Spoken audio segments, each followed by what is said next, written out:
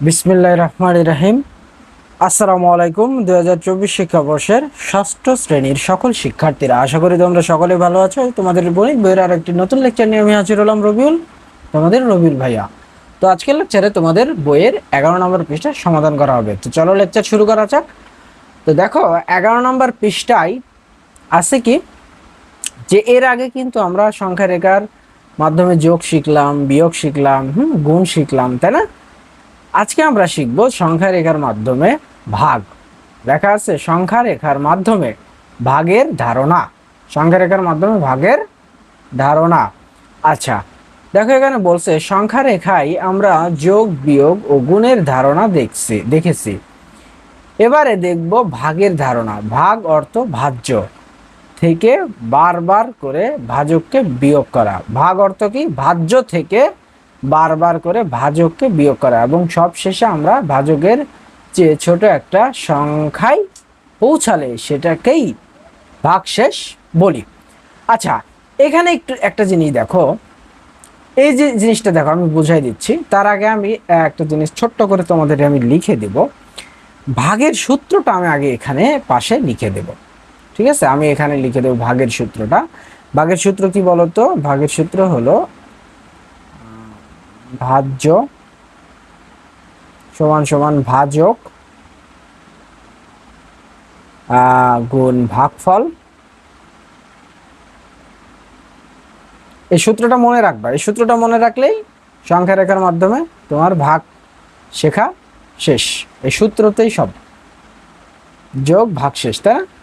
তাহলে আমাদের ভাগের সূত্র ভাজ্য সমান সমান ভাজক গুণ ভাগফল প্লাস বা যোগ ভাগশেষ। ওকে, এটুকু মনে রাখো, তাহলে আমাদের এই সংখ্যা রেখা সমাধান সলভ, কোনো ব্যাপারই না।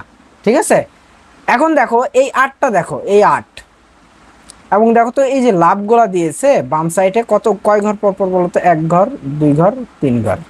আবার এখানে লাভ দিয়েছে কয় ঘর? 1 ঘর, 2 ঘর, 3 ঘর। তার মানে এখানে হলো আমার 8কে, এই 8 থেকে যেহেতু শুরু হয়েছে, তাহলে 8কে ভাগ করা হয়েছে কত দ্বারা? কয় ঘর লাভ দিছে? 1 ঘর, 2 ঘর, 3 ঘর। 3 ঘর যেহেতু লাভ দিছে, এই জন্য 8কে আমরা 3 দ্বারা ভাগ দিয়েছি। দেখো তো কয়বার আমরা লাভ দিতে পেরেছি? এই একবার এবং এই একবার, তাই না? এরপরে যদি লাভ দিই 1, 2 ঘর, এরপরে যদি লাভ দিই 3 ঘর, যদি লাভ দিতে চাই তাহলে একদম শূন্য পার হয়ে চলে যাবে, তাই কি না? কারণ আমাদের কয় ঘর সমান সমান পরে আমরা লাভ দিচ্ছি? 3 ঘর সমান সমান পরে, 1, 2, 3। তাহলে আমাদের 8কে আমরা 3 দিয়ে ভাগ দিচ্ছি। বাট এইখানে তুমি যদি এই 2 থেকে আবার লাভ দিতে যাও, তখন কিন্তু আর 3 ঘর পাচ্ছ না, একদম শূন্য পার হয়ে যাবে। সুতরাং এখানে আর লাভ দেওয়া যাবে না। তাহলে আমাদের দেখো তো কোন ঘরে এসে আমাদের লাভটা থেমেছে বলো তো? এই 2 এর ঘরে এসে। তাহলে আমাদের ভাগ ভাগ করছে কি দিয়ে? কাকে? 8কে কি দিয়ে ভাগ করছে? যেহেতু 3 ঘর পর পর লাভ দেওয়া হয়েছে, 3 দিয়ে ভাগ করছে। তাহলে আমাদের এখানে বলতো কি হবে? আমাদের এখানে হবে এই যে ভাজ্য হবে 8, অর্থাৎ ভাজ্য কোনটা? যেটাকে ভাগ করা হবে। 8কে ভাগ করা হয়েছে, এই জন্য ভাজ্য 8। আর কয় ঘর পর পর লাভ দেওয়া হয়েছে? 3 ঘর। তাহলে 3 দিয়ে 8কে ভাগ করা হয়েছে। তাহলে কত দিয়ে 8কে ভাগ করা হলো? 3 দিয়ে। এই জন্য ভাজক হবে কত বলতো? 3। আর কোন ঘরে যে আমাদের এই লাভটা শেষ হলো বলতো? এই যে 2 এর ঘরে এসে। এই 2 এর ঘরে লাভটা শেষ হয়েছে, এই জন্য এই 2 হলো আমাদের ভাগফল। 2 এর ঘরে এসে লাভটা, সরি, মানে কয়বার লাভ দিয়েছি, সরি একটু ভুল হয়েছে, কয়বার লাভ দিয়েছি, কয়টা লাভ হয়েছে বলতো? এ একটা, দুইটা লাভ দিছি না, এই জন্য ভাগফল আমাদের 2। 2টা লাভের জন্য ভাগফল 2। আর কয়ের ঘরে এসে আমাদের লাভটা শেষ হয়েছে? 2 এর ঘরে, এই জন্য ভাগশেষ আমাদের 2। ওকে, তো এবার দেখো বলছে যে এবারে তোমরা সংখ্যা রেখার মাধ্যমে 13কে 4 দিয়ে ভাগ করে ভাগফল ও ভাগশেষ নির্ণয় করো। 13কে কয় দিয়ে ভাগ দিবে? 4 দিয়ে। 13কে কয় দিয়ে ভাগ? 4 দিয়ে। তাহলে চলো আমরা এটা খুব সুন্দরভাবে সমাধান করে ফেলি। ধরো আমি এখানে একটা সংখ্যা রেখা এঁকে নিব। ধরো আমি এখানে একটা সংখ্যা রেখা আঁকলাম, এখানে একটা সংখ্যা রেখা আঁকলাম, তাই না? এখানে একটা সংখ্যা রেখা আঁকলাম। ধরো আমি এখান থেকে 0 কাউন্ট করব। এখান থেকে 0, 1, 2, 3, 4, 5 6 7 8 9 10 11 12 এবং 13। ধরো আমি এই অংশটা মুছে দিলাম। এই অংশটা আমি মুছে দিলাম। ধরো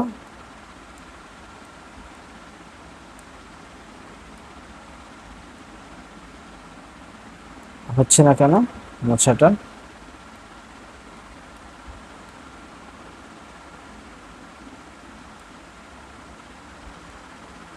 আমি ধরো এই যে এখান থেকে শুরু করব, এখান থেকে শুরু করব। হ্যাঁ, এখান থেকে ধরো আমি শুরু করলাম। হ্যাঁ, এই অংশটা আমি মুছে দেব, এই এই এবং এখানে কি করব, জিরোর পরে একটু বাড়াই দিলাম। এখন দেখো তো কতকে ভাগ করতে বলছে? 13কে। তাহলে আমরা এই 13 থেকে শুরু করব। কয় দিয়ে ভাগ করতে বলছে? 4 দিয়ে। তার মানে 4 ঘর পর পর আমাদের লাভ হবে। 1 ঘর, 2 ঘর, 3 ঘর, 4 ঘর। তাহলে এই 13 থেকে একটা লাভ দিলাম, চলে আসলো কয়ের ঘরে? 9 এর ঘরে। এরপরে দেখো 9 থেকে আরো একটা লাভ দেবো, 1 2 3 4। এই এই দেখো 4, এখান থেকে একটা লাভ দিলাম, চলে আসলাম এই যে 5 এর ঘরে। 1 2 3 4, এখান থেকে আবার লাভ দিলাম, চলে আসলাম কয়ের ঘরে বলো তো? এই যে 1 এর ঘরে। চলে আসলাম কয়ের ঘরে? 1 এর ঘরে। তাহলে আমরা শুরু করলাম কততে? শুরু করলাম আমরা 13তে, আর সবশেষে আসলাম কততে বলো তো? 1 এর ঘরে। এরপরে যদি লাভ দিতে চাও সেটা কিন্তু আর লাভ হবে না, জিরো ভেদ করে ওই পাশে চলে যাবে। 4 ঘর কিন্তু এখানে পাবা না। 4 ঘর কি পাবা কিন্তু না, কারণ এরপরে কিন্তু জিরো আছে, জিরোর পরে কিন্তু আর কোনো ঘর নাই, সুতরাং জিরো পার হয়ে যাবে, যেটা আমরা দিতে পারবো না। তাহলে দেখো তো এখানে কত থেকে শুরু করা হয়েছে? 13। তাহলে 13 কত বলো তো? 13 হলো ভাজক, সরি 13 হলো ভাজ্য। 13 হলো ভাজ্য। আচ্ছা, কয় ঘর পর পর লাভ দেওয়া হয়েছে বলো তো? 1 ঘর, 2 ঘর, 3 ঘর, 4 ঘর। তাহলে আমাদের ভাজক কত? ভাজক 4। ভাজক কত? 4। আচ্ছা, আমরা কয় ঘর লাভ দিতে পারছি? 1টা 2টা 3টা, 3 বার লাভ দিতে পারছি। তাহলে আমাদের ভাগফল কত বলো তো? ভাগফল 3। আচ্ছা, কোন ঘরে যে শেষ হয়েছে বলো তো? এই যে 1 এর ঘরে শেষ হয়েছে। তাহলে আমাদের ভাগশেষ কত বলো? ভাগশেষ ভাগশেষ ভাগশেষ আমাদের 1। তাহলে 13 থেকে শুরু হয়েছে, এই জন্য 13কে ভাগ করতে বলছে 13 ভাজ্য। কয় দিয়ে ভাগ করতে বলছে? 4 দিয়ে। তার মানে 4 ঘর লাভ দিতে বলছে। 4 ঘর লাভ দিছি, এই জন্য ভাজক 4। দেখো তো কয় 4 ঘর সমান লাভ দিয়ে কয়বার লাভ দিতে পেরেছি আমরা? 1 বার, 2 বার, 3 বার। এই জন্য ভাগফল আমাদের 3। এবং কোন ঘরে যে শেষ হয়েছে? 1 এর ঘরে, এই জন্য ভাগশেষ 1। তাহলে এটাকে আমরা সাজাইতে পারি কি? এটাকে সাজাইতে পারি আমাদের এই যে সূত্র অনুযায়ী, ভাজ্য সমান সমান ভাজক গুণ ভাগফল যোগ ভাগশেষ, তাই কি না? ভাগ শেষ। তাহলে এখানে মানগুলো বসাই দাও। ভাজ্য কত? ভাজ্য হলো 13, ভাজক হলো 4, ভাগফল হলো 3 এবং ভাগশেষ হলো 1। এটা হলো অ্যান্সার। এটা হলো অ্যান্সার। আশা করি তোমরা বিষয়টি ক্লিয়ার হয়ে গেছো। দেখো এরপরে আছে কি? এরপরে আছে বলছে যে চলো, বলছে চলো সংখ্যা রেখার মাধ্যমে 2কে 0 দিয়ে ভাগ করি। আচ্ছা, একটা জিনিস দেখো তো, 2কে 0 দিয়ে ভাগ করি। আমাদের কয়কে ভাগ করতে বলছে? 2কে। তার মানে 2 থেকে আমাদের লাভটা শুরু হবে, 2 থেকে লাভটা শুরু হবে। বাট এখানে দেখো তো কি আছে বলো তো? এখানে আছে বাবা 0। এখানে লাভ কয়টা দিতে পারবা? 0টাই লাভ দিতে পারবা। অর্থাৎ 2 থেকে লাভ দিয়ে তুমি আবার ঘুরে ঘুরে ওই 2এই চলে আসতেছো। 2 থেকে লাভ দিয়ে ঘুরে ঘুরে 2এই চলে আসতেছো, কারণ লাভের সংখ্যা কত বলো তো? 2। লাভের সংখ্যা কত? 2, কারণ 2কে 0 দিয়ে ভাগ করতে বলছে। তার মানে তুমি যতটাই লাভ দিবা এই ঘুরে ফিরে কিন্তু এই 2এই আসবা, কারণ লাভের সংখ্যা কত? 2। তার মানে এখানে লাভ মেরে কোনো লাভ নাই, এখানে লাভ মেরে কোনো লাভ নাই, কারণ লাভ মারলে ওই 2এই চলে আসতেছে। তাহলে এখানে বলছে দেখো যে এখানে ভাজ্য সমান সমান 2 এবং ভাজক শূন্য, কারণ ভাজ্য যে যাকে ভাগ করতে বলবে সেটা হলো ভাজ্য, এটা 2, আর যেটা দিয়ে ভাগ করতে বলবে ওটা হলো ভাজক, শূন্য। এখানে ভাগফল আছে বলো তো, এখানে ভাগফল আছে বা ভাগশেষ আছে? ভাগশেষ কিন্তু নাই, কারণ ভাগফলটা কি, ভাগফলটা কিন্তু শূন্য। তাহলে দেখো বলছে, ফলে 2 থেকে শূন্য দৈর্ঘ্যের লাভ যতবারই দেওয়া হোক, অর্থাৎ যতবারই শূন্য বিয়োগ করা হোক অবস্থান 2 হবে। কাজেই কখনো এই বিয়োগ শেষ হবে না, কারণ তুমি যতবারই লাভ দিবা ততবারই ঘুরে ফিরে 2 চলে আসবা, যতবারই লাভ দিবা ঘুরে ফিরে 2 চলে আসবে। তাহলে এই ভাগফল দেখো, যেহেতু বিয়োগ শেষ হবে না, ফলে ভাগ প্রক্রিয়া চলতেই থাকবে, কোনো ভাগফলও পাওয়া যাবে না, যেটা আমি একটু আগে বললাম। কারণ ঘুরে ফিরে 2 আসতেছে, এটার কোনো ভাগফল পাওয়া যাবে না। যদি ভাগফল পাওয়া না যায় ভাগশেষ পাওয়া যাবে? তাহলে দেখো, অর্থাৎ ভাগ প্রক্রিয়ার সংজ্ঞা অনুসারে কোনো ভাগফল পাওয়া যাচ্ছে না। এ কারণে 2কে শূন্য দিয়ে ভাগ করলে সেটাকে আমরা বলবো অসংজ্ঞায়িত বা আনডিফাইন্ড বলি। একইভাবে 1, 3, 5, 4, 5, 6, 12 এরকম সব সংখ্যাকেই শূন্য দিয়ে ভাগ করলে আমরা অসংজ্ঞায়িত বলবো। দেখো, আমাদের কিন্তু এই সংখ্যাগুলো দিয়ে কিন্তু ভাগ করতেছে, এই সংখ্যাগুলো দিয়ে কি ভাগ করতেছে বলো তো? শূন্য ভাগ করতেছে, এই জন্য এটাকে অসংজ্ঞায়িত বলতেছি।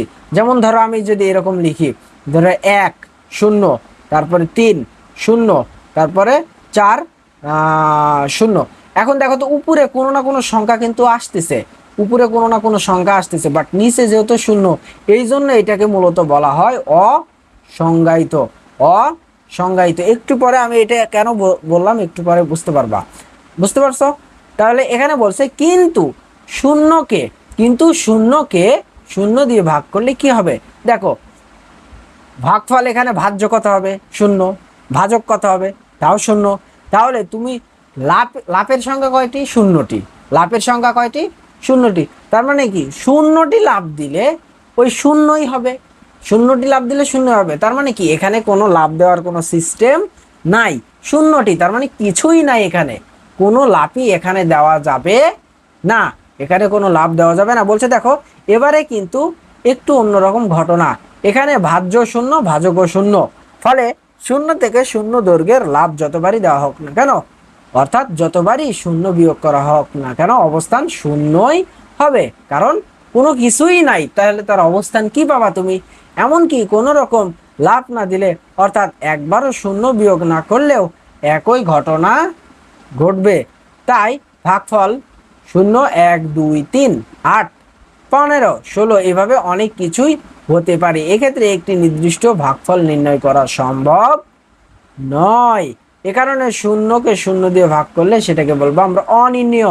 তার মানে দেখো, অনির্ণীয় কেন বলতেছি? কারণ ধরো কথার কথা, আমি যখন শূন্যকে শূন্য দিয়ে ভাগ করব তখন এটা কিন্তু আমাদের অনির্ণীয় হবে, কারণ ওই উপরে কোনো সংখ্যাই কিন্তু নাই, এই জন্য এটা অনির্ণীয়, সরাসরি অনির্ণীয়, তার মানে এটা নির্ণয় করা যাবে না।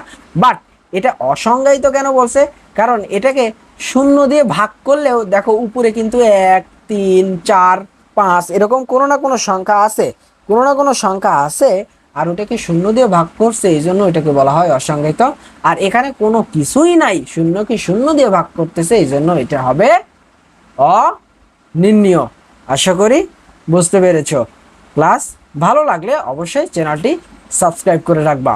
ধন্যবাদ, দেখা হবে, কথা হবে আগামী পর্বে।